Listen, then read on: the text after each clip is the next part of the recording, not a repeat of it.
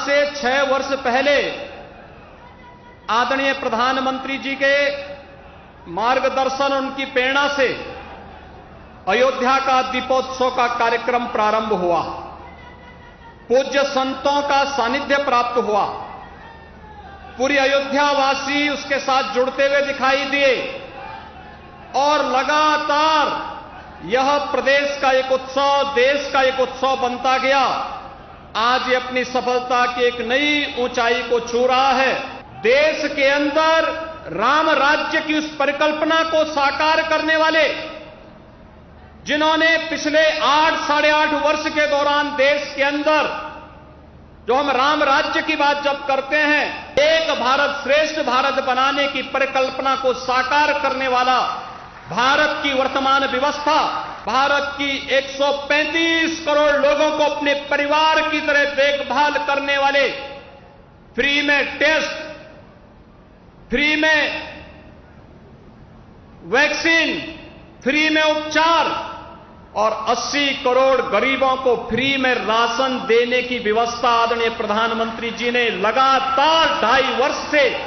पूरे देशवासियों को कर रहे हैं। गरीब के सिर को ढकने के लिए छत देकर के प्रधानमंत्री आवास की योजना को उपलब्ध करा देना, बिना भेदभाव के हर गरीब के घर तक विद्युत की लाइन पहुंचा करके उन्हें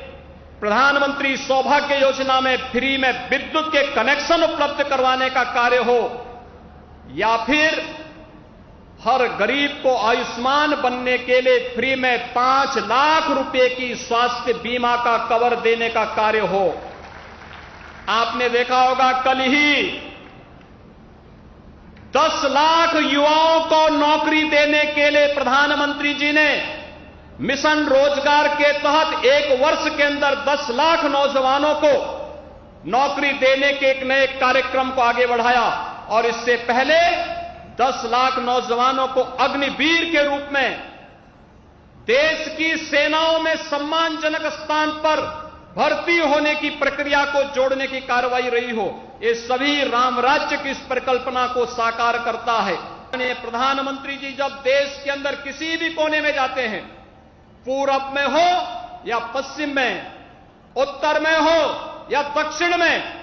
पूरा भारत एक साथ एक स्वर से उनके नेतृत्व में बोलता हुआ दिखाई देता है, डोलता हुआ दिखाई देता है, चलता हुआ दिखाई देता है। और यही नए भारत के, श्रेष्ठ भारत के, एक भारत श्रेष्ठ भारत के शिल्पकार आदरणीय प्रधानमंत्री जी का आगमन आज अयोध्या धाम में दीपोत्सव के इस कार्यक्रम में हुआ है।